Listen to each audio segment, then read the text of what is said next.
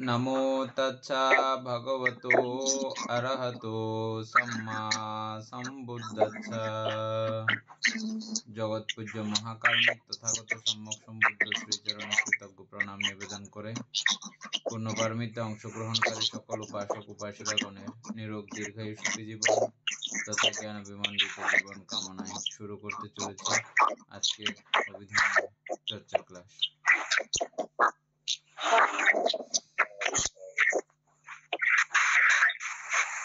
পুতুল বাবু মোবাইলটা মিউট করুন।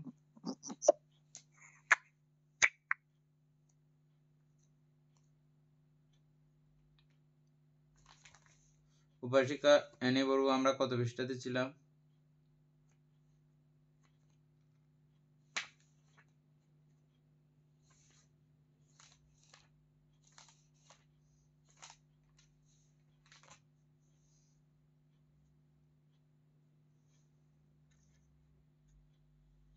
উপাসিকা এনে বড়ুয়া আমরা কত পৃষ্ঠাতে ছিলাম? মানে আমরা কৃত্য সংগ্রহের মধ্যে ছিলাম, তো এটা হচ্ছে 100। আমি তো বইয়ের মধ্যে ওটা হচ্ছে 111। না, এখানে ওই 135 পৃষ্ঠার মধ্যে একদারিক চিত্ত, এটা একটু করে আলোচনা ছিল সামান্য। 135 পৃষ্ঠা। ও হ্যাঁ, হ্যাঁ, দ্বার নিয়ে আলোচনা হচ্ছিল যে। হ্যাঁ,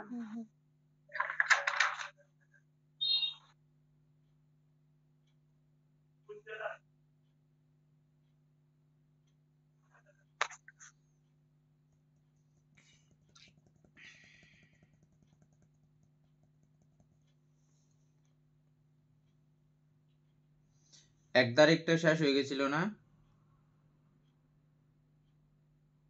না বানটা শেষ হয় নাই আলোচনা। ওই এখানে একের কায়ো তারিখ পর্যন্ত একটু মানে আলোচনা হয়েছিল, তারপরে এরপরে আর আলোচনা হয়নি।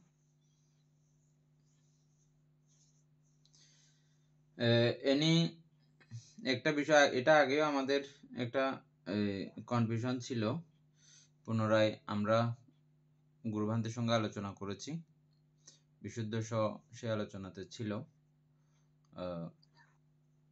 সেটা হচ্ছে যে বইয়ে লেখা আছে যেভাবে প্রত্যেকটা চিত্তের বৃত্তিভ্রমণ একই নিয়মে সংগঠিত হয়। একই নিয়মের মধ্যে কোন নিয়ম? অতীত ভবাঙ্গ থেকে স্টার্ট হয়ে যাবতীয় সবগুলো একই। এভাবে যদি হয়, আমরা সেটা নিয়ে কিছু আলোচনা করেছি, তবে আলোচনা করলেও ওরকম প্রমাণিত কোনো কথাবার্তা সেভাবে আমরা পাই নাই। আর দ্বিতীয় কথা হচ্ছে যে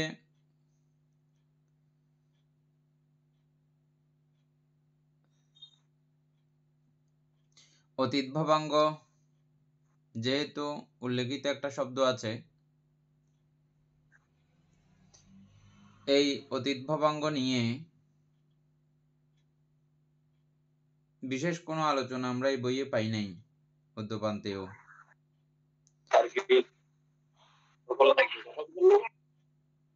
অতীত ভবাঙ্গ আসলে কাকে বলে, আর এখানে যতটুকু পেয়েছি আমরা তারই আলোকে এটা ঠিক যেটা আমরা বলতে চাচ্ছি সেটাতেও একজাক্টলি বলার মতো না, যেটা আমরা আলোচনা করে বের করছি সেটাতেও না। তবে চিত্তের গতিবিধি কিছুক্ষণ আগের আবার কিছুক্ষণ পরের, এর পরের চিত্ত একই রকম হবে, এরকম কোনোটা চিত্ত একই রকম হয় না। একই ডিজাইনের একই রকমের কোনোটাই হয় না, একটা ন্যূনতম ধারাবাহিক নিয়ম একটা থাকে। যখন চিত্ত ভবাঙ্গায়িত হয়ে থাকে এই তখন এর সিস্টেমটাই শুধু আমরা এখানে পেয়েছি। চক্ষু দ্বারে কাজ চলছে, সেখান থেকে যে কোনো জায়গার আমার মন আকৃষ্ট হয়, এমন কোনো পঞ্চদ্বারে আরো কাজ আসলো, 6 দ্বারের যে কোনো এক দ্বারে কাজ চলছিল, যে কোনো জায়গায় গিয়ে এটা অন্য জায়গার কাজটা আমার কাছে বড় মনে হলো, আমার কাছে বলতে চিত্তের কাছে, মনস্কারের কাছে বড় মনে হলো, মনস্কার ওইদিকে ঝাঁপিয়ে পড়লো। যেটা যেখানে হয়েছে সেখান থেকে সেটা কার্যপ্রণালী সমাপ্ত করে এবং সেটা ওখান থেকেই দ্বারাবর্তন চিত্তের মাধ্যমে আমরা পঞ্চদ্বারাবর্তন পড়ছি, যেটা ওই দ্বারাবর্তন চিত্তের মাধ্যমে চোখে ছিল, চোখের থেকে শব্দে শব্দে দ্বারাবর্তন করলো, শব্দে আবর্তন করলো, ওখান থেকে বাকি সব কার্যক্রম একই, ওখান থেকেই বিজ্ঞান হবে। এটা শ্রদ্ধেয় গুরুভান্তের সঙ্গে পরশুদিনের আগের দিন আমরা আলোচনা করেছি। এই পর্যন্ত আপাতত আমাদের ইয়ে হয়েছে। এটা আপনারা যারা যারা বুঝতেছেন কথাটা আগের কথার সঙ্গে এটার সঙ্গে মিলিয়ে নেবেন। সেজন্য আপনাদের সকলে মনে থাকার জন্য এটা আবার আমি আবৃত্তি করলাম যে কথাটা। এটাই হচ্ছে যে আপাতত আমাদের গবেষণা মতে আছে। তবে আমাদের বিশুদ্ধ ইন্দ্রিয় ভিক্ষু উনি আরো দেখবেন এই বিষয়টা, দেখার পরে আরো যদি নতুন কোনো তথ্য যদি আমরা পেয়ে থাকি আবারও পুনরায় এটা আমরা ব্যক্ত করব আর কি। আপাতত এর দূর পর্যন্ত এটা যে পর্যন্ত হয়েছিল তারপর থেকে বিশুদ্ধ।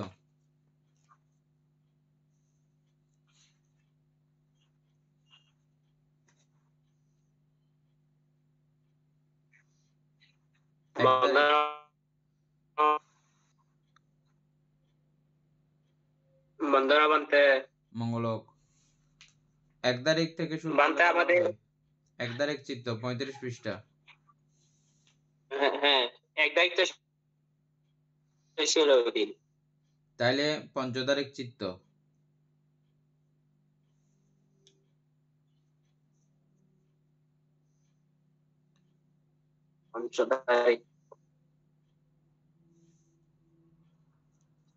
পঞ্চতারিখ চিত্ত মনোধাতৃতয়, 1 পঞ্চদ্বারাবর্তন চিত্ত, 2 সম্প্রতিচ্ছ চিত্ত।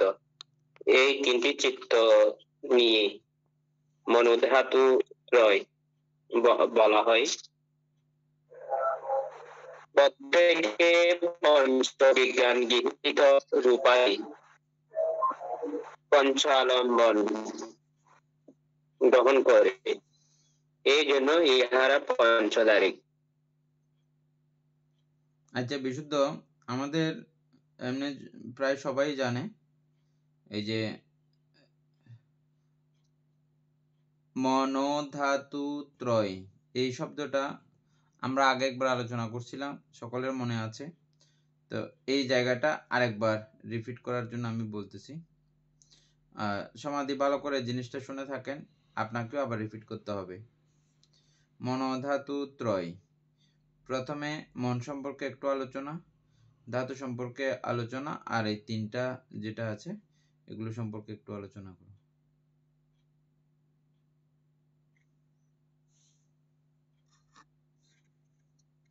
তাহলে বলা হচ্ছে মনোধাতু ত্রয়, পঞ্চদ্বারাবর্তন চিত্ত এবং সম্প্রতিচ্ছ চিত্ত, এই 3টি চিত্তকে একসাথে মনোধাতু ত্রয় বলা হয়।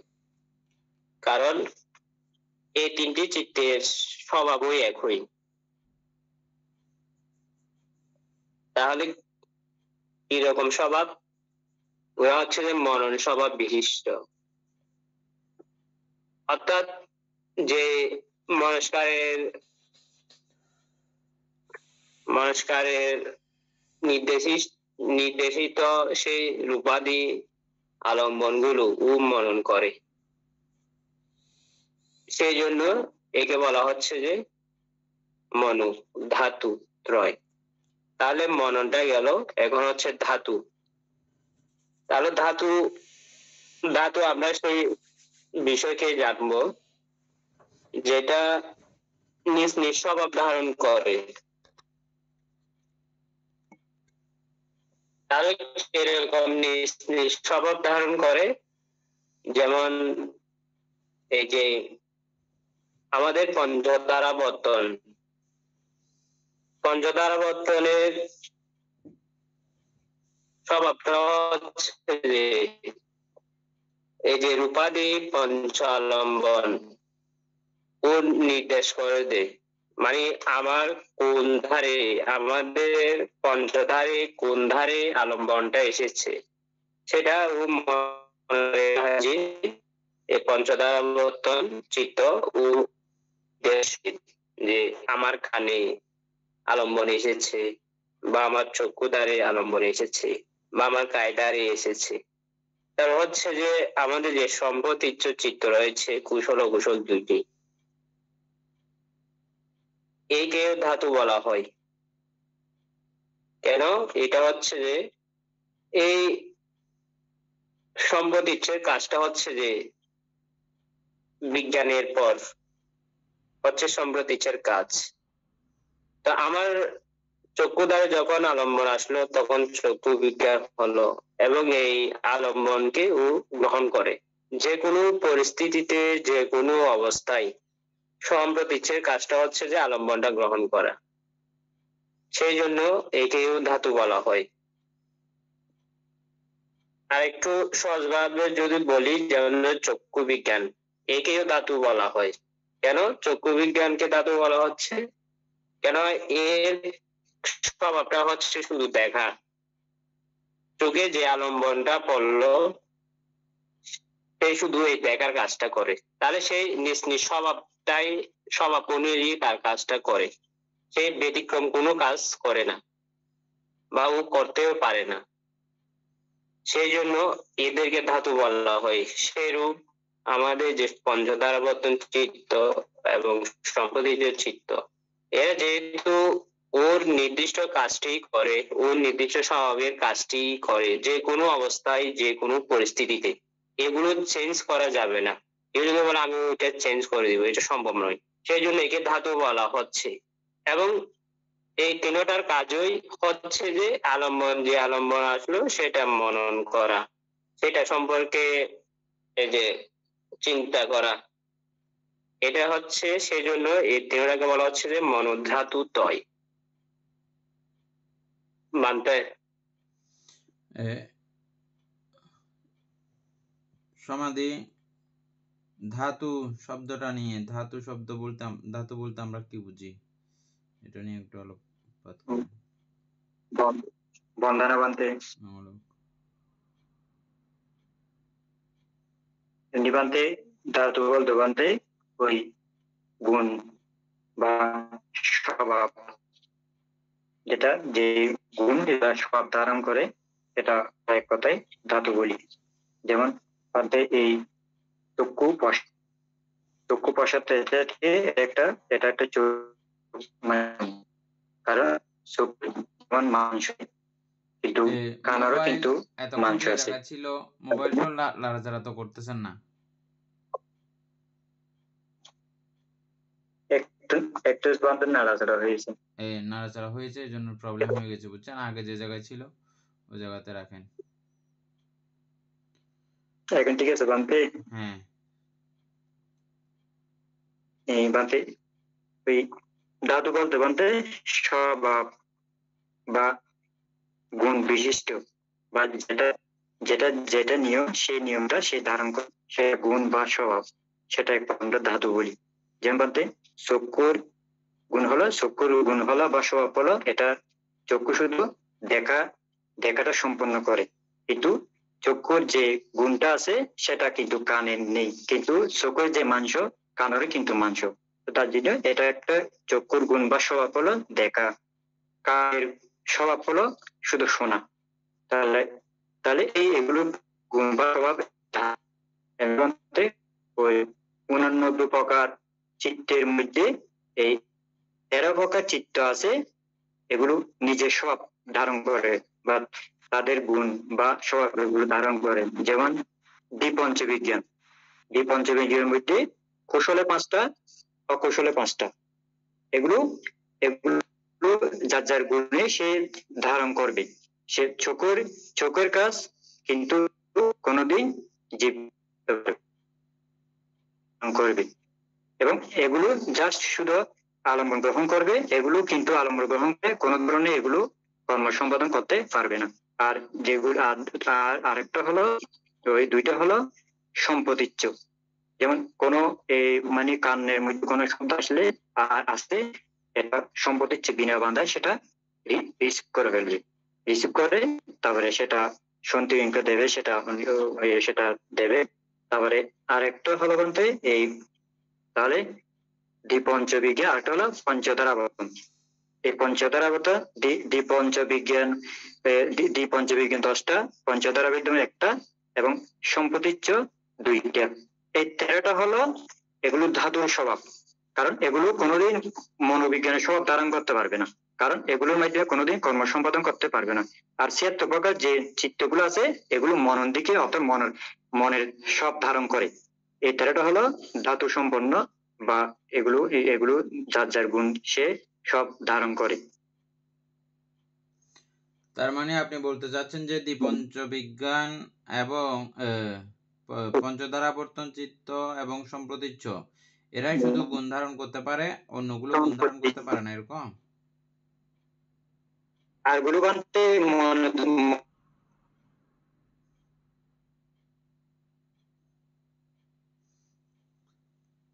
সেখানেও সেগুলো সবগুলোকে মনোধাতু বলা হয়, মনোবিজ্ঞান ধাতু। বাকি সব চিত্রগুলোকে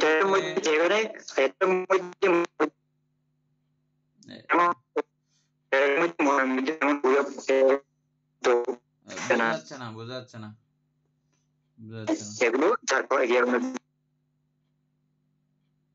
না। আপনারা আজকে উপরে বসান নাই?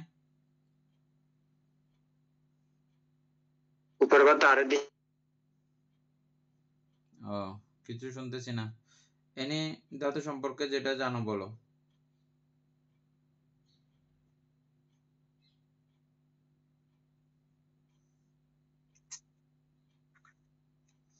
আমাদের ধাতু শব্দের অর্থ হচ্ছে যে মূলত হচ্ছে যে গুণ, অর্থাৎ সে সবসময় নিজ নিজ এই রূপটা ধারণ করে। অর্থাৎ যখন যে চিত্তটা উৎপন্ন হয় তখন সেই চিত্তের এই গুণে উনি ধারণ করে, এটাই হচ্ছে মূলত ধাতু। বিশুদ্ধ এই কথাটা ঠিক হইছে?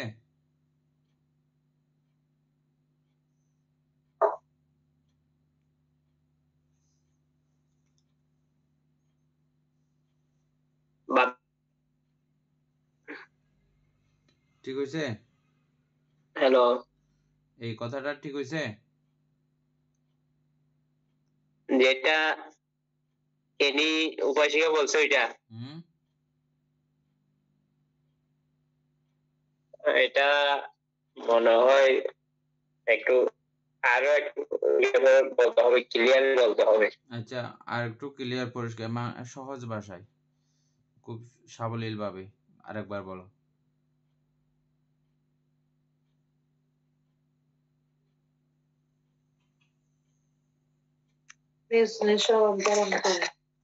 বান্তের ধাতু অর্থাৎ গুণ, অর্থাৎ আমরা স্বভাবও বলতে পারি এটাকে। তো ওটার যখন যে চিত্তটা উৎপন্ন হয়, যেমন কি আমাদের বিজ্ঞান, তখন কিন্তু সেখানে কিন্তু ওনার একটা নিজস্ব একটা গুণ থাকে। চক্ষু বিজ্ঞানের চক্ষুর ওইটাও একটা গুণ, বা শ্রুত ওইটা একটা গুণ।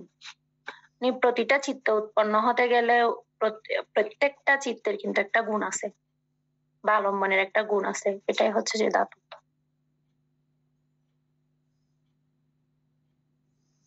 বিশুদ্ধ নেটওয়ার্ক আসছে? মানতে হ্যাঁ, এখন শোনা যাচ্ছে, বলো। হ্যাঁ, যেহেতু আমাদের 89 প্রকার চিত্তই এক একটি ধাতু বিশিষ্ট, সবগুলো আলাদা আলাদা একটি বৈশিষ্ট্য রয়েছে এবং আলাদা আলাদা একটি স্বভাব রয়েছে, সেই ক্ষেত্রে সকলেই তো ধাতু। আচ্ছা, আমরা পদার্থগত ধাতু সম্পর্কেও জেনেছি এবং এখানে আমরা নামগতভাবেও রূপগতভাবেও আমরা ধাতু দেখেছি, নামগতভাবেও ধাতু কথাটার উল্লেখ পাচ্ছি। এই দুইটা বিষয়ের মধ্যে কি তফাৎ ব্যবধান আছে?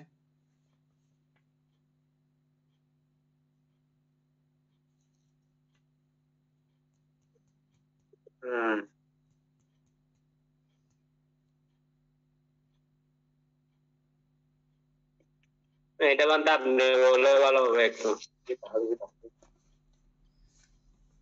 এটা হলে সবার বিষয়টা ক্লিয়ার হয়ে যাবে না? বান্ধে মূলত যেমন পঠবী ব্যক্তিগতভাবেই একটা গুণাবলী সম্পন্ন। ওর কি গুণ আছে? পঠবীর গুণ কি? কঠিনতা বা কোমলতা, এটা আমরা পড়েছিলাম। এটা এক প্রকারের একটা এটার গুণ আছে। কঠিনতা কোমলতা দিয়েও যে পঠবী চিহ্নিত করা যাবে এমন কিন্তু না। এটা জাস্ট একটা কোনো রকম একটা চিহ্নিত করানোর জন্য এমন একটা প্রক্রিয়া, এটা এমন একটা অবস্থা, এমন একটা গুণশক্তি, এটা একটা গুণশক্তির নাম পঠবী। এটা ব্যক্তিগত গুণ পঠবী ধাতুর। কেন বলছি একটু পরে, এটা আরো একটু প্রকাশিত হবে। আপধাতুরও বন্ধন ক্ষমতা নামক এক গুণ আমরা পদার্থের মধ্যে দেখতে পাই, পড়েছি আমরা, সবাই জানি। নতুন ক্লাসে যারা আছেন তারা এখনো শোনেন নাই, পরে শুনবেন, পরে জানবেন।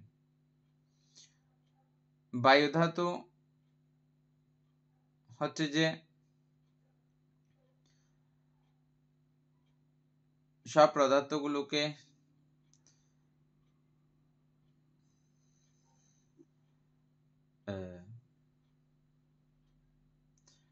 গতিমান, চলমান, সচল আছে। আমরা প্রত্যেকটা পদার্থকে যদিও বা স্থিত বলে মনে করি, প্রকৃত অর্থে এই বায়ু ধাতুর কারণে কোনো পদার্থই স্থির নয়।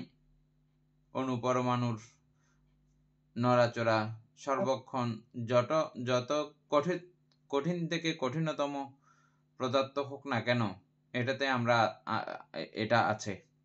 বিজ্ঞানও এটাকে প্রমাণ করেছে। আর ভগবান বুদ্ধ 2500 বছর আগে এই বিষয়টা প্রমাণ করেছেন। যত কঠিন থেকে কঠিনতম পদার্থ হোক না কেন, এই বিভাজন প্রক্রিয়া, সারাক্ষণ নড়াচড়া প্রক্রিয়া ওটাতে বিদ্যমান থাকে। কিন্তু আমরা কোনো লোহা জাতীয় বা শক্ত কিছুকে ভাঙতে চাইলেও ভাঙতে পারতেছি না। এটা জন্য মনে হয় যে না, এখানে কোনো হয়তো বায়ু ধাতু নাই। আসলে কিন্তু এগুলো সদা সর্বদা চলমান। তেজ ধাতু, প্রত্যেকটা পদার্থের মধ্যে এই তেজ ধাতু, তেজগুণ সম্পন্ন তা রয়েছে। এটা এক প্রকারের। ব্যক্তিগতভাবে এগুলোকে কাউকে আলাদা করে কিন্তু দেখা যায় না, কারো অস্তিত্বও নাই। এগুলো একসঙ্গে থাকে বলে এককভাবে কখনো কাউকে দেখা যায় না। পঠবী বলুন, আপ বলুন, বায়ু বলুন, তেজ বলুন, এগুলোকে কখনো কেউ আলাদা করে দেখতে পাইনি আজ অবধি কেউ, এবং দেখতে কখনো পাবেও না। কারণ চারটা একসঙ্গেই থাকে, একসঙ্গে থাকলেই এদের অস্তিত্ব মিলে, না হলে এদের অস্তিত্বও নাই। এটা একদম বিপাশানোর সূক্ষ্ম থেকে সূক্ষ্ম পর্যায়ের মধ্যেও, যখন সূক্ষ্ম থেকে সূক্ষ্ম পর্যায়ে যখন আপনারা গবেষণা করবেন রূপ নিয়ে, তখনও এই কথাটা কাজে লাগবে। অতীব গুরুত্বপূর্ণ এটা, এই কথাটা। পার্সোনালি এরা চারটা অবস্থার 4 প্রকারের গুণাবলী আছে। এগুলো নিয়েই যাবতীয় 28 প্রকার যে রূপগুলো আছে,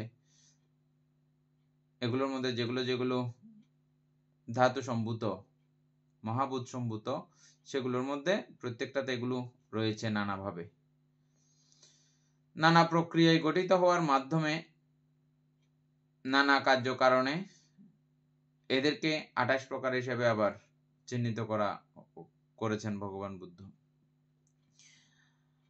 এটা এক সাইড, আর এই সাইডও বেশ কম না, একই কথা। বিভিন্ন চৈতসিকের সমন্বয়ে চিত্ত, শুধুমাত্র সর্বচিত্ত সাধারণ চৈতসিক, এটাও একটা স্বভাবধর্মতা বহন করে, এটাও একটা ধাতু। একটা জিনিস ছিল, এটা এক প্রকারের ধাতু ছিল, একই পরিমাণে আমি চারটা স্বভাবের সমন্বয় করেছি, তখন সেটা আরেক প্রকারের গুণাবলীতে রূপান্তরিত হয়ে যাবে। পাঠ্যান যারা বুঝেছেন তাদের জন্য এটা খুব কষ্টের বিষয় না।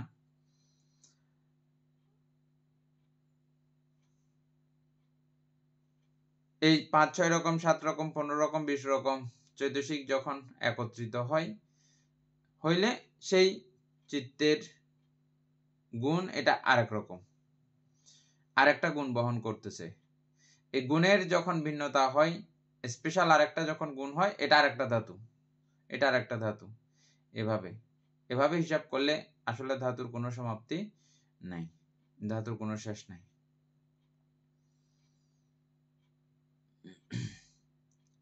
আপনার উদাহরণস্বরূপ জেনেছিলেন এই 24 প্রকার প্রত্যয়, নরমালি আমরা দেখেছি এই 24 প্রকার প্রত্যয় দ্বারা কত রকমের চিত্ত তৈরি হতে পারে, এই চিত্তের কোনো সংখ্যা পরিসংখ্যা কেউ বলতে পারবে না। কি পরিমাণের চিত্ত হতে পারে, কত রকমের, কত ডিজাইনের চিত্ত হতে পারে, এটা বলা সম্ভব না, কেউ বলতে পারবে না। এইসব সবগুলোই এক একটা এক এক ডিজাইনের গুণাবলী ধারণ করে। এটাই হচ্ছে যে মূলত গুণ বা ধাতু। তাহলে আমরা মন চিনছি, তারপরে ধাতু ত্রয়। কোন জায়গাকে মন নামে আমরা আখ্যায়িত করেছিলাম, এটা অমিতা বড়ুয়ার নিচে মনে আছে। ঠিক কোন জায়গাটাকে আমরা মন নামে আখ্যায়িত করেছিলাম বলে?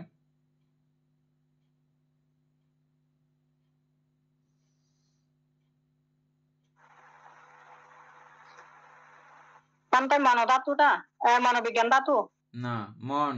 ঠিক মন কোন জায়গাটাকে আমরা মন বলি? চিত্ত বিজ্ঞান। আবার আজকে লিখে রাখবেন সুন্দর করে, হ্যাঁ? মানে কোন জায়গাটাকে আমরা ঠিক মন বলি, কোথা থেকে মননের কার্যক্রমটা শুরু হয়, এটা আমরা পড়ছিলাম গত কয়েক ক্লাস আগে। আজকে লিখে রাখবেন, ঠিক এই জায়গাটাকেই মন বলা হয়। যদিও আমরা মন বলতে হৃৎপিণ্ডের নির্দিষ্ট একটা ছোট জায়গা, ওটাকে কেন্দ্র করে এই মনের অবস্থান বা ভবাঙ্গের অবস্থান, এটা আমরা বারবার আলোচনা করলেও কয়েকদিন আগে আমাদের এই পড়ার মধ্যেই এটা পরিষ্কার করেছিলাম, ঠিক কোন জায়গাটাকে আমরা মন বলবো, এটা এখন আলোচিত হবে। এটা সুন্দর করে তুলে রাখবেন আবার, ঠিক এই জায়গাটাকেই মন বলা হয়, এভাবে লিখে রাখবেন। হ্যাঁ দীপেন বাবু, এটা সুন্দর করে লিখে রাখবেন, আপনার মনে থাকলে বলেন দীপেন বাবু।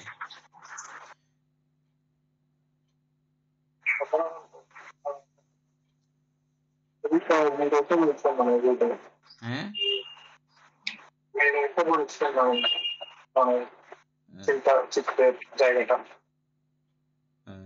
প্রথম কথাগুলো ভালো করে বুঝি নাই, এখনো বুঝতেছি না, যাই হোক আপনি শুনে থাকেন ভালো করে। এনি বলতে আমরা তো ওই যে যেটা আমের গল্প যেটা পড়েছিলাম, এখানে ভবাঙ্গ, তারপরে অতীত ভবাঙ্গ, তারপর ভবাঙ্গ চলন, ভবাঙ্গ উপচ্ছেদ।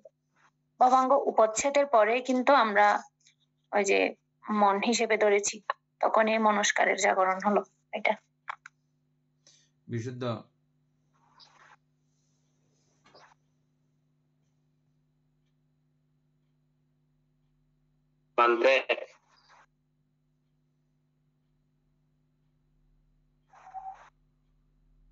মানতে মন ঠিক কোন কোন জায়গাগুলোতে মন সংযুক্ত বা ওটাকেই আমরা মন বলে দাবি করতে পারি, এমন একটা উদাহরণ।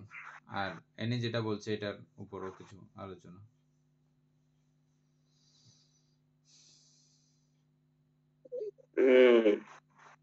বান্তের পঞ্চধারাবর্তন, ওই যে এনি যেটা বলছিল যে ভবাঙ্গ উপচ্ছেদের পর, বা আমরা ভবাঙ্গ উপচ্ছেদ ওইটা আমরা মনোধার হিসেবেও জানি, ওখান থেকে মনে জাগরণ শুরু হলো। ঠিক এই যে আমাদের যে আবর্তন চিত্ত রয়েছে, যেটার কাজ পঞ্চধারাবর্তনও করে, মনোধারাবর্তনও করে, এটাকে মন মন বলা হচ্ছে। আবার এদিকে গিয়ে সম্পত্তিজ চিত্তকেও যেহেতু মনোধাতুর অন্তর্গত করেছে, এটাকেও আমরা মন বলতে পারি।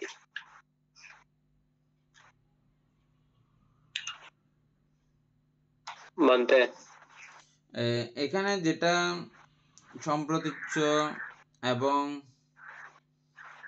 পঞ্চদ্বার আবর্তন এগুলোকে মনোধাতু ত্রিক নাম দিলেও মনের অবস্থিতি অবস্থান অবশ্যই আছে, তবে শুধুমাত্র মনের অবস্থান বা মনের পরিধি শুধু এতটুকু না, এটা জাস্ট প্রজ্ঞপ্তি। কিন্তু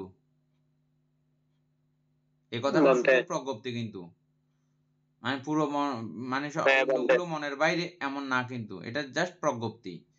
এটা নাম দেওয়া হয়েছে, এটা মনোধাতু ত্রিক হিসেবে নাম দিয়ে চিহ্নিত করে আমাদের বোঝার পড়ার সুবিধার জন্য কিন্তু। হ্যাঁ, যখন থেকে এটা অত্যন্ত গুরুত্বপূর্ণ, এটাও আপনাদের বিপাশনার চরম পর্যায়ে গিয়ে এই কথাগুলো জানা থাকা অত্যন্ত জরুরি। এটাও যখন বাহ্যিক আলম্বনে সংস্পর্শে যখন আমাদের ভবাঙ্গ থেকে চিত্ত জাগরিত হয়, জাগরিত হয়ে যখন থেকে ও চিন্তন মনন করার অবস্থা তৈরি হয়েছে, কোথা থেকে তৈরি হয়? ভবাঙ্গ উপচ্ছেদের পর থেকে ও চিন্তন মনন করতে পারতেছে। যেখান থেকে মনন করতে পারে, যে জায়গা থেকে মনন করা শুরু হয়, মনে করতে পারে বা চিন্তন করতে পারে, ওই জায়গাটাকেই মূলত মন বলা হয়। আর যেটা আমি একদম শেষ সময়ে বিপর্যয় সাধকদের অত্যন্ত জরুরিভাবে কাজে লাগে, সেটা হচ্ছে যে এগুলো ওই মন নামক অবস্থা অতীতেও কখনো ছিল না, ভবিষ্যতেও কখনো থাকবে না। এটা সব কিছু কার্যক্রম মিলে আমাদের ভবাঙ্গের মধ্যে ওখানে এমন একটা অবস্থা সঞ্জীবিত আছে, ওটা আছে। ওটা থাকলেও বাহ্যিক এই ব্যাপারগুলো তৈরি হয়ে ওখানে সংস্পর্শিত না হইলে এই মন নামক অবস্থা যে আছে, এটা কখনো দেখা যাবে না, জানা যাবে না, এটা কখনো উৎপত্তিও হয় না, এবং এটা আছে বলেও আপনি জানেনও না যতক্ষণ এটা উৎপন্ন হবে না। কিভাবে উৎপন্ন হলো? সবকিছুর সংস্পর্শনে এই মন নামক অবস্থার উৎপত্তি হয়।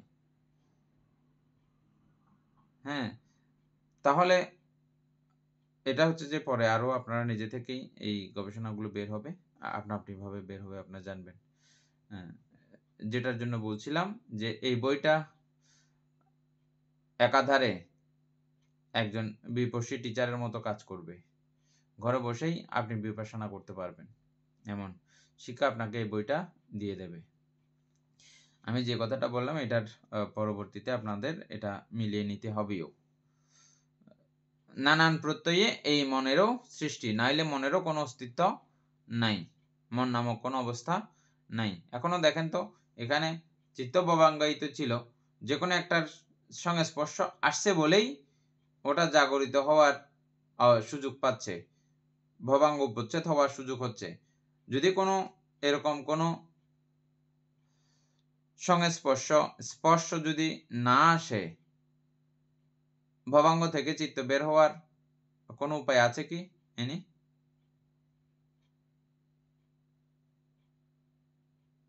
না বানতে নাই। সুতরাং এই স্বরদ্বারের সংস্পর্শেই এটা জাগরিত হয়ে এভাবে উৎপন্ন হয়। যাই হোক, আমরা মনটা চিনলাম। মন জিনিসটা কি? এই যে মনন করার যে শক্তি উৎপন্ন হয়, তখন থেকে এটাকে মন বলা হয়। তাহলে আমরা মনোধাতু ত্রিক সম্পর্কে একটু আলোচনা করলাম। এটা আগেও আলোচনা হয়েছে, এখন আবার একটু আলোচনা করছি। বারবার এই বিষয়গুলো আসলে একবার আলোচনা করলে হয়ে যায় না, হয় না, বারবার আলোচনা করতে হয়। আর আমি আপনাদেরকে বলি যে আপনারাও আপনাদের ঘরের যারা যারা এটা একটু বুঝতে সক্ষম, জানতে সক্ষম, তাদেরকে 1 লাইন 2 লাইন করে করে শুরু করেন। একদম একটা লাইন প্রথমে শুরু করবেন, একদম প্রথম যে লাইনটা আছে ওই লাইনটা সম্পর্কে আপনি যা যা জানেন শুরু করবেন। না জানলে পরবর্তী আমাদের ক্লাসে যারা আছে সকলের সঙ্গে সহযোগিতা করে করে আপনারা একটা ধর্ম ইয়ে করতে পারেন। ধর্ম সম্প্রীতি শুধু ক্লাসের সময় পড়বেন এমনটা না, এমনি নানানবিধ গল্পগুজব তো আপনারা প্রায়ই করতেই থাকেন। সেটা না করে এখন আপনাদের ধর্মবন্ধু বানাতে পারেন। এখান থেকে ধর্মবন্ধু বানিয়ে এই প্রশ্নগুলো আপনারা একে অপরের থেকে সুসংবাদ করতে পারেন। তখন আপনাদের কোথায় কোথায় সমস্যা আছে এগুলো আপনারা বের করতে পারবেন। আমরা তো এখানে ক্লাস করে যাচ্ছিও, কিন্তু এই বইটা তো একদম প্রথম থেকেই আপনাদের প্রত্যেকের হাতে আছে। প্রথম লাইনটা দেখবেন, এই লাইনটা আপনি কিছু বুঝছেন কিনা, একদম প্রথম লাইন যেটা আছে এটা বুঝছেন কিনা, কিছু এটা আপনার জানা দরকার কিনা, বোঝা দরকার কিনা। অন্যদের থেকে আপনি এটা ইয়ে করতে পারেন, জেনে নিতে পারেন। অথবা আমাদের ক্লাস যখন শুরু হয়েছে তখন থেকে আপনারা প্রথম ক্লাসটা দেখবেন, একদম প্রথমের ক্লাসটা দেখবেন, ওই 1 নম্বর ক্লাস, এটার মধ্যে ওই পেজের কোনো আলোচনা আছে কিনা। সেখানে যদি না পান আমাদের ক্লাসের কাউকে না কাউকে জিজ্ঞেস করে এগুলো করতে পারেন। হ্যাঁ সমাধি বলেন। বান্তে ওই যে বান্তে 7 প্রকার সর্বচিত্ত সাধারণ ছুটিকে আছে বান্তে, হ্যাঁ এই 7টা সমন্বিত মৌলিক একটা চিত্র গঠন হয়। এখন বান্তে এই চিত্র গঠন করার জন্য এখানে বান্তে কি মানে কোথায় সেটা গঠন হবে, কি সেটা কি চক্ষু বিজ্ঞানে সে কি সম্পত্তি চায় নাকি পঞ্চতত্ত্ব আবর্তনে?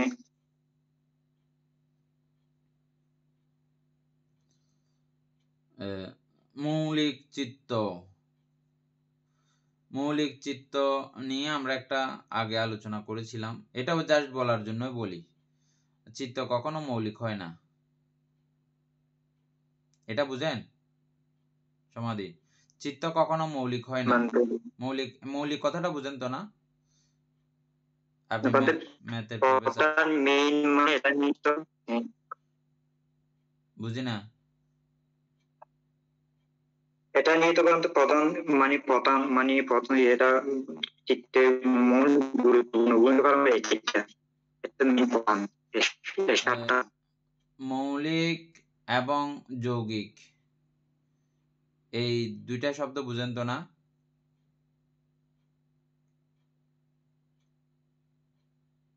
মৌলিক প্রধান এটার মাধ্যমে এটা হবে না। ওটা আপনার পড়ার সঙ্গে এখানে সঙ্গে বেশ কম না, একই কথা। আপনি যেগুলো পড়াতেন, আপনি ম্যাথের প্রফেসর না, আপনি এগুলো অবশ্যই জানবেন। মৌলিক এবং যৌগিক আপনি যেটা পড়িয়েছেন সেটাই, এখানে আর কোনো ব্যতিক্রম নাই। মৌলিক মানে হচ্ছে যে আর কোনো কিছু না, এটাই মূল, এখান থেকেই সূচনা সবকিছু। হ্যাঁ, মূল একটাই পদার্থ। যৌগিক মানে যুক্ত পদার্থ, অন্যান্য বিষয়েরও সমন্বয় আছে, একক বিষয় না এটা, বুঝছেন? একক না, এটা অন্য বিষয়েরও সমন্বয় আছে, তখন এটাকে বলা হয় যৌগিক। আর মৌলিক হচ্ছে যে শুধুমাত্র একটা বিষয়, একটা পদার্থ, একটা জিনিস, অন্য কিচ্ছু নাই এখানে। এটাই হচ্ছে কথা। তারপর আমরা মৌলিক চিত্ত বলি মানে মূল চিত্ত বলে মূল চিত্ত। হ্যাঁ, মূল চিত্ত বা মৌলিক চিত্ত, এভাবে আমরা কথাটা দেখতে পাইলেও এটা সম্পর্কে আরো বিস্তারিত পরবর্তীতে আমরা আরো পেয়েছি কি, সেটা চিত্ত কখনো মৌলিক হয় না। এটা 7টা সমন্বয়ের, 7টা চৈতসিকের সমষ্টিতেই এই মৌলিক চিত্ত গঠিত। তো সেই ক্ষেত্রে সেটাও মৌলিক চিত্তও যৌগিক। তথাপিও এরা যেহেতু সার্বক্ষণিক একসঙ্গেই যুক্ত থাকে, আর একটাও যদি কম হয় কোনোটাকে খুঁজে পাওয়া যায় না, কোনোটা আছে বলে বলা যায় না।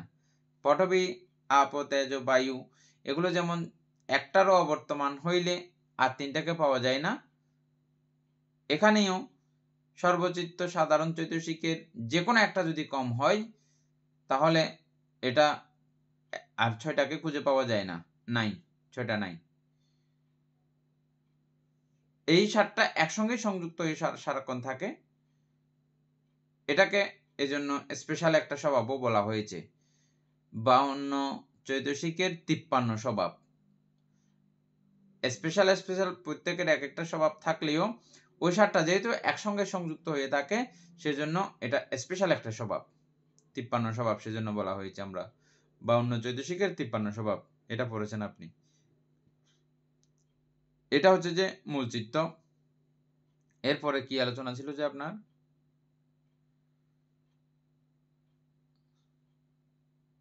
এখানে বানতে যে মূল চিত্রটা কোথায় বানতে হবে নাকি চক্ষু বিজ্ঞান নাকি সম্পত্তির সম্বন্ধে কোথায় এমনি কোথায় হবে বানতে এখানে? এটা আমরা ভবাঙ্গ আলোচনা করছিলাম যে ওই ভবাঙ্গের মধ্যেও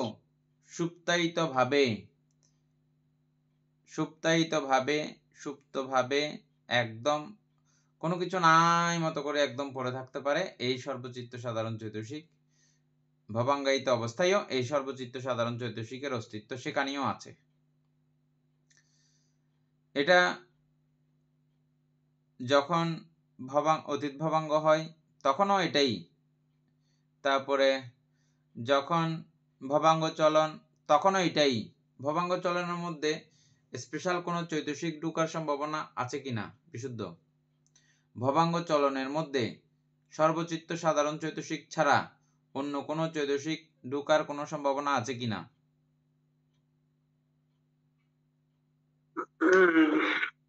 মানতে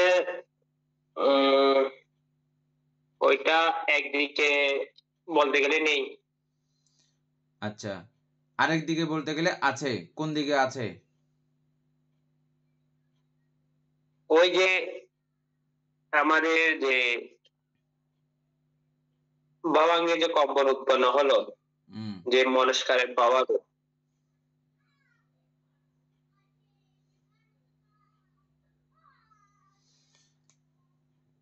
হ্যাঁ, সেখানে কম্পন, এটা বাহ্যিক সংস্পর্শন গেলেও তথাপিও ওই জায়গাতে কোনো চৈতসিকের সমন্বয় যেতে পারে না। তবে হ্যাঁ, বাহ্যিক কিছু চৈতসিকের প্রভাবে এটা কম্পিত হয়েছে বটে। থাকবে না ভাবতে, হ্যাঁ, ওখানে থাকবে না যেহেতু মনস্কারের তো সর্বচিত্ত সাধারণ চৈতসিকের অন্তর্গত। হ্যাঁ, সুতরাং হয় নাই। তারপরে দ্বারাবর্তন, উপচ্ছেদের মধ্যে আছে কিনা? ভবাঙ্গ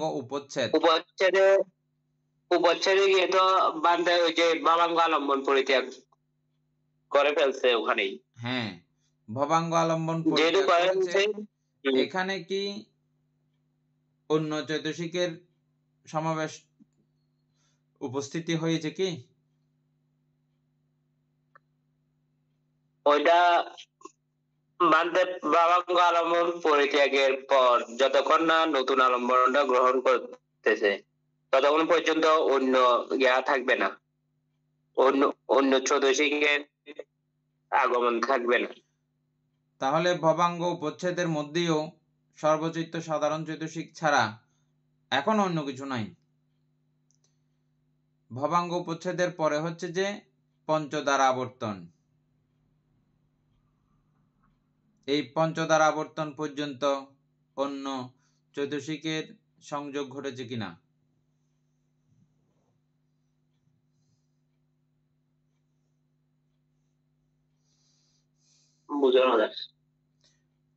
পঞ্চদ্বারা আবর্তন পর্যন্ত, ভবাঙ্গ উপচ্ছেদের পরে পঞ্চদ্বারা আবর্তন।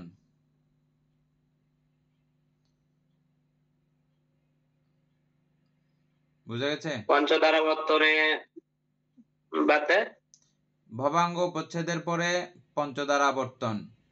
পঞ্চদ্বারাবর্তনের মধ্যে সর্বচিত্ত সাধারণ চৈতসিক ছাড়া অন্য কোনো চৈতসিকের সমন্বয় হয়েছে কিনা? এখানে পঞ্চদ্বারাবর্তনেরও বাধ্যা থাকবে না, পঞ্চদ্বারাবর্তনীয় থাকবে না। আর থাকবে না বলেই এই জায়গাগুলোকেও আমরা ক্রিয়াচিত্ত বলেই ক্রিয়া বলেই উল্লেখ পেয়েছি। ক্রিয়া কেন, এটাও আপনারা বুঝার একটা অবস্থা পাচ্ছেন সেখানে। সবাই খুব ভালো করে গভীরভাবে চিন্তা করলে দেখবেন এই জায়গাগুলোকে আমরা ক্রিয়া বলেই চিহ্নিত করি। পঞ্চদ্বারাবর্তন চিত্ত, পঞ্চদ্বারাবর্তন পরে হচ্ছে যে দ্বিপঞ্চ বিজ্ঞান। দ্বিপঞ্চ বিজ্ঞান হওয়া মাত্র এখানে চৈতসিকের সমন্বয় ঘটেছে কিনা, সর্বচিত্ত সাধারণ চৈতসিক ছাড়া।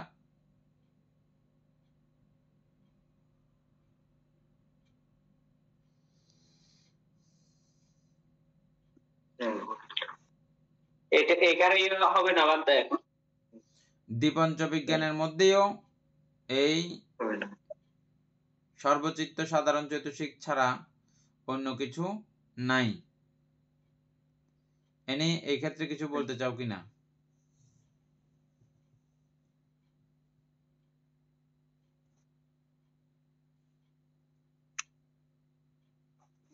যদি চৈতসিক যুক্ত না হয় তাহলে আমরা কেন সেটাকে দ্বিপঞ্চ বিজ্ঞান বলি?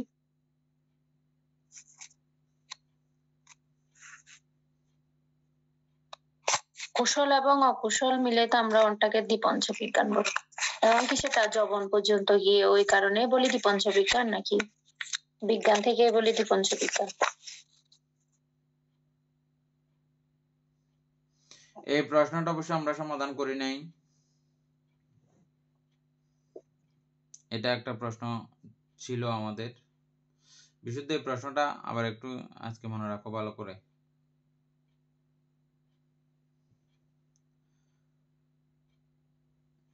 দ্বিপঞ্চ বিজ্ঞান, দ্বিপঞ্চ বিজ্ঞান যেহেতু কুশলাকুশলে বিভক্ত হয়, সেই সূত্র ধরে অবশ্যই সেখানে কুশল এবং অকুশল চৈতসিকের সমন্বয় ঘটেছে। বিশুদ্ধ বোঝা গেছে?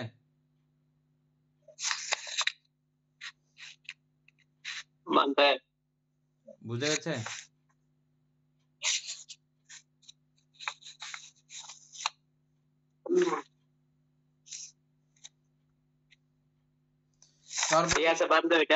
সর্বচিত্ত সাধারণ চৈতসিকের কোনো ক্ষমতা নাই কুশলে প্রবর্তিত হওয়ার। সর্বচিত্ত সাধারণ চৈতসিকের কোনো ক্ষমতা নাই অকুশলে প্রবর্তিত হওয়ার। অকুশল নাম ধারণ করা বা কুশল নাম ধারণ করা সর্বচিত্ত সাধারণ চৈতসিকের কোনো ক্ষমতা নাই। এরা যখন কুশল চৈতসিকের সঙ্গে সম্পৃক্ত হবে, অকুশল চৈতসিকের সঙ্গে সম্পৃক্ত হবে, তখনই এই নামগুলো ধারণ করার ক্ষমতা আছে।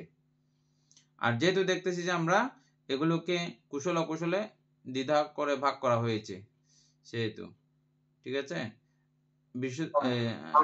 আবশ্যক সমাধি ইন্দ্রিয় আপনার প্রশ্ন যেটা করছিলেন এটা নিশ্চয়ই আপনি বুঝে গেছেন। এই আলোচনাগুলো এগুলো আপনার বোঝার জন্য খুব সুন্দর করে করছি যে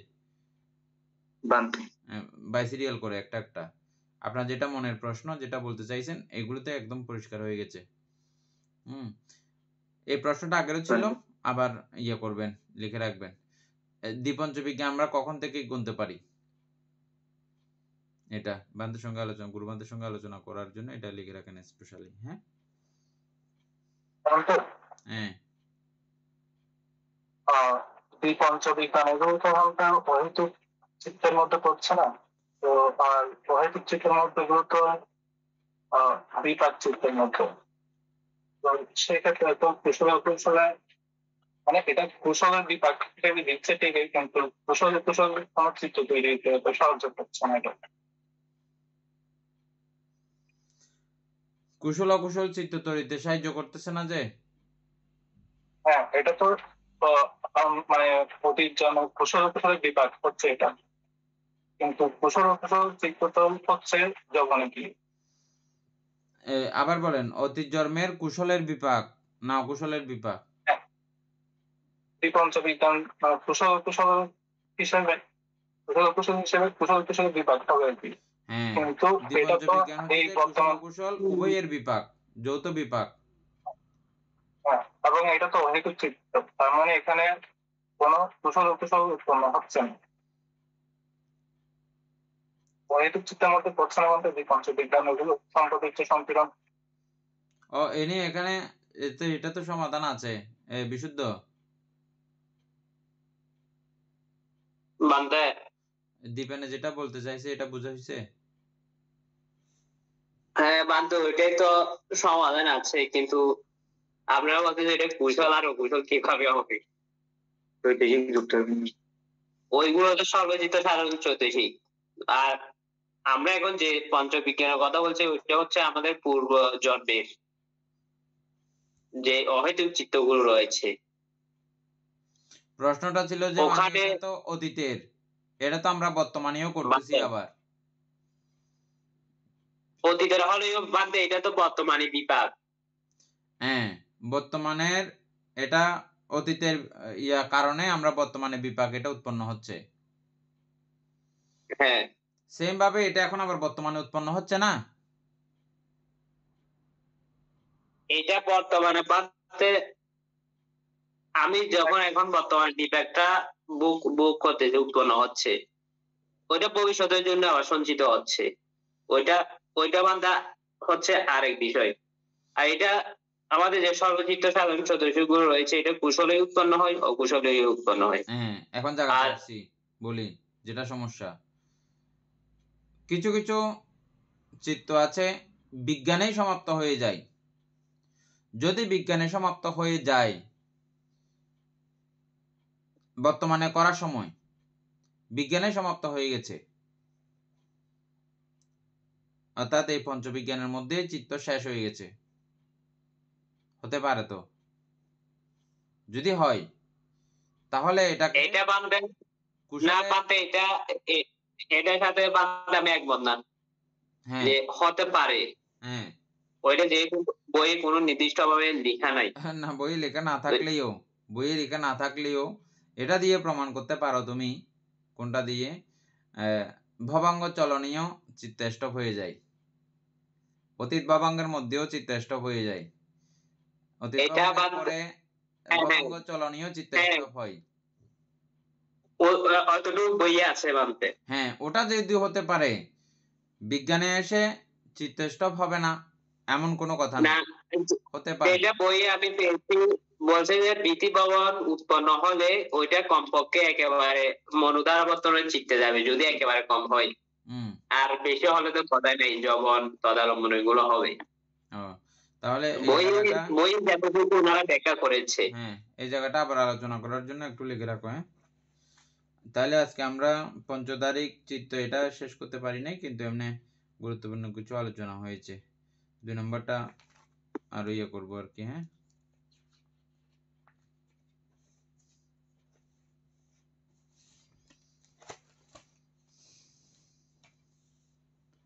সদ্ধর্মপ্রাণ প্রিয় উপাসক উপাসিকা বৃন্দ, কল্যাণ ধর্মী আবশ্যদয়, সমাধি ইন্দ্রিয় ভিক্ষু এবং বিশুদ্ধাচার ভিক্ষু, তাদের দুজনের প্রতিই অপ্রমেয় মৈত্রী বর্ষণ করছি এবং উপস্থিত ক্লাসের সবাইকে মৈত্রী নিচ্ছরণ করছি। আমরা এতক্ষণ যাবৎ অভিধর্ম চর্চা করছিলাম, এতে আমাদের অপ্রমেয় পুণ্য সাধিত হয়েছে। এই পুণ্যরাশি অনন্ত চক্রবাসী সত্যগণকে দান করছি, গুরুভান্তিদেবকে দান করছি, মাতা পিতাগণকে দান করছি, এবং যারা আমাদেরকে প্রতিনিয়তভাবে ধর্মচর্চায় সহযোগিতা দান করছেন তাদের সকলকে পুনরাশি দান করছি। এবং এটা অটোমেটিক ভাবেই আপনারা এই পুণ্যের ফল প্রত্যক্ষভাবেও আপনারা পেয়ে থাকেন। এটা আপনারা নিজেরাই সেই বিষয়ে জ্ঞাত। যারা আমাদেরকে প্রতিনিয়ত চার প্রত্যাদি দান করেন তাদেরকেও এই পুণ্যরাশি দান করছি। এই পুণ্যের কাছে আমরা প্রত্যেকেই প্রার্থনা করব নির্বাণ লাভ অবধি অসৎ ব্যক্তি মূর্খ ব্যক্তি পাপ মিত্রের সংসর্গ লাভ না করে সদা সর্বদা জ্ঞানদর্শী কল্যাণ মিত্রের সান্নিধ্য সংসর্গ লাভ করতে সক্ষম হই। এইরূপ সাধুকামনা পোষণ করে আজকের মতো ক্লাস এখানেই সমাপ্ত করছি।